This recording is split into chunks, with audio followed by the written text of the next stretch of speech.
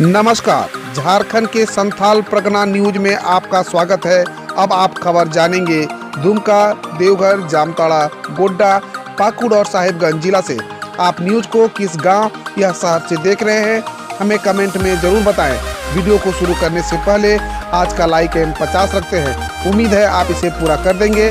तो चलिए जानते हैं शाम तक का मुख्य समाचार।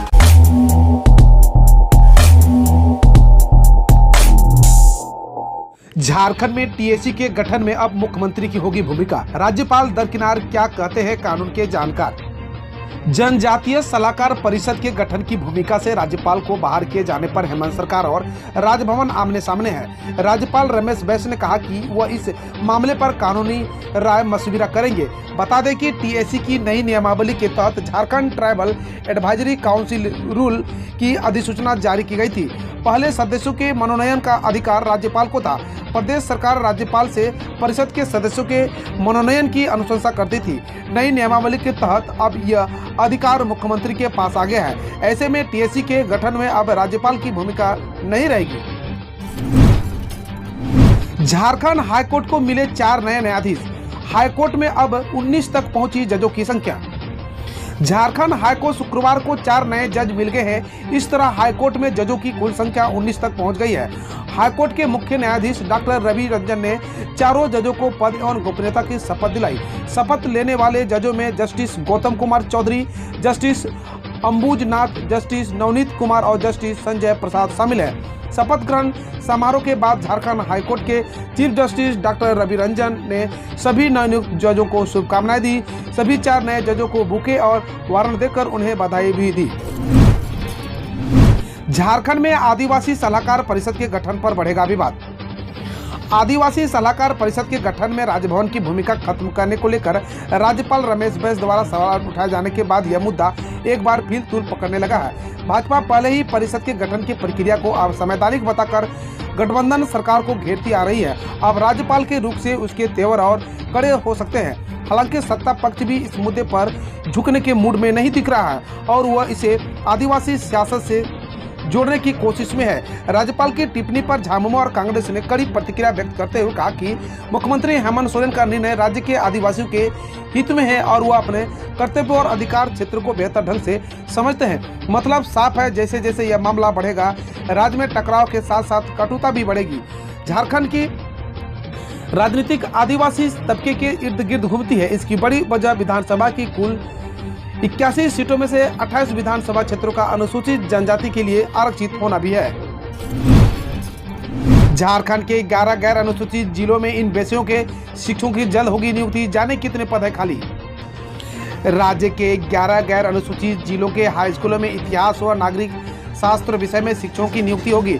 नियुक्ति को लेकर संबंधित प्रक्रिया पूरी करने के लिए संबंधित पत्र कार्मिक प्रशासनिक सुधार तथा राजभाषा विभाग ने जारी कर दिया है।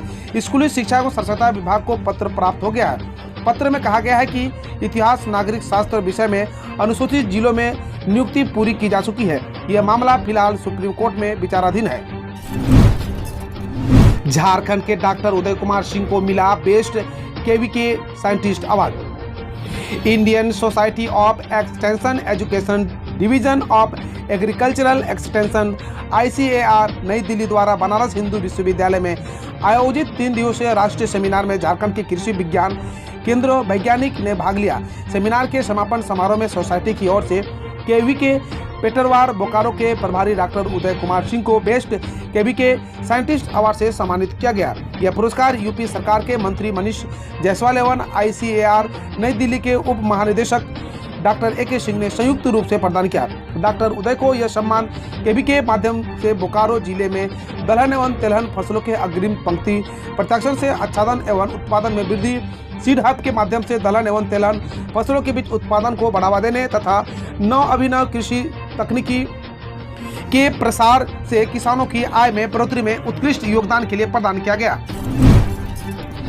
झारखंड में गहरा रहा बिजली संकट। कोयले की आपूर्ति कम होने के कारण बिजली उत्पादन में आई कमी हो रही है लोड शेडिंग। झारखंड में कम बिजली संकट गड़ाता जा रहा है। कोल कंपनियों को भेजे जाने वाले कोयले की आपूर्ति कम हो जाने के कारण बिजली उत्पादन पर इसका असर पड़ा है, जिसके कारण झारखंड में लगातार लोड शेडिंग की जा रही है। पूरे राज्य में लोड शेडिंग पर बिजली की आपूर्ति की जा रही है। बिजली उत्पादक कंपनियों ने बिजली की आपूर्ति में कटौती कर दी है। एनटीपीसी के प्लांट में भी उत्पादन कम हो गया है। Solar energy corporation of India द्वारा थोड़ी बहुत बिजली की आपूर्ति की जा रही है। 485 मेगावाट कम है आपूर्ति। झारखंड में फिलहाल सभी बिजली कंपनियों ने आपूर्ति में कटौती की है, जिसके कारण राज्य की खपत से 485 मेगावाट कम बिजली राज्य को मिल रही है।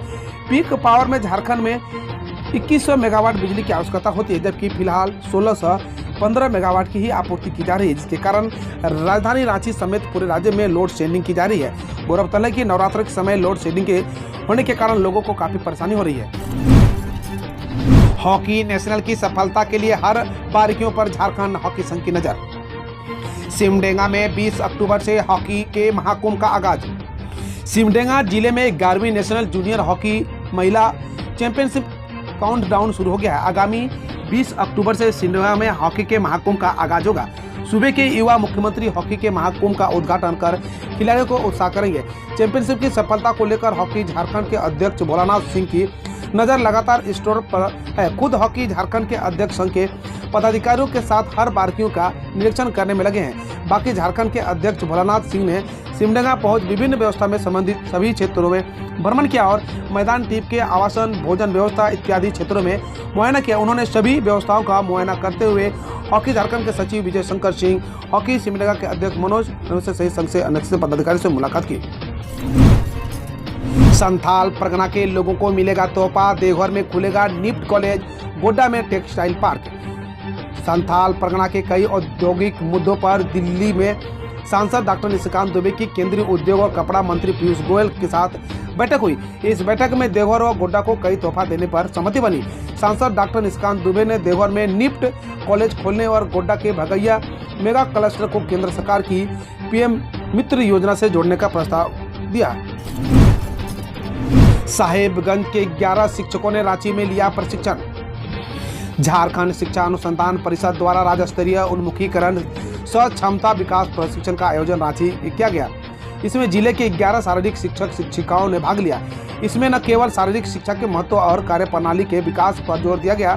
शारीरिक शिक्षक आदित्य कुमार ने बताया कि प्रशिक्षण भारतीय महिला हॉकी टीम की पूर्व कप्तान अंशुता लकड़ा एवं अंतर्राष्ट्रीय फुटबॉल रेफरी ओम प्रकाश ठाकुर ने दिया। प्रशिक्षण के दौरान समाज में शारीरिक शिक्षकों की महत्व के बारे में भी बताया गया कि आज जो कुछ भी है वो अपने विद्यालय के शारीरिक शिक्षकों की बदौलत ही है। सभी शारीरिक शिक्षक प्रशिक्षण के बाद साहिबगंज जिले के विभिन्न प्रखंडों में जाकर बच्चों को शारीरिक शिक्षा प्रदान करेंगे। झारखंड में कोरोना अपडेट। देश में पिछले 24 घंटों में 21,257 केस दर्ज, 271 की मौत। देश में पिछले 24 घंटों में कोरोना संक्रमण के 21,257 नए मामले सामने आए हैं। वहीं 271 लोगों की मौत हुई है। कल देश में 22,431 मामले दर्ज हुए थे। स्वास्थ्य मंत्रालय की ओर से जारी ताजा आंकड़ों के मुताबिक देश में एक्टिव केस घटकर 2,40,221 हो गए हैं, जो 205 दिनों बाद सबसे कम है। आंकड़े के मुताबिक देश में अब तक कोरोना से 4,50,127 लोगों की मौत हो चुकी है। हम रोज ऐसे ही न्यूज लाते रहेंगे, तो यदि आपने अभी तक क्लीन न्यूज को सब्सक्राइब नहीं किया है तो पहले फटाफट सब्सक्राइब कर लें, साथ ही बेल आइकन को दबा दें ताकि कोई अपडेट मिस ना हो।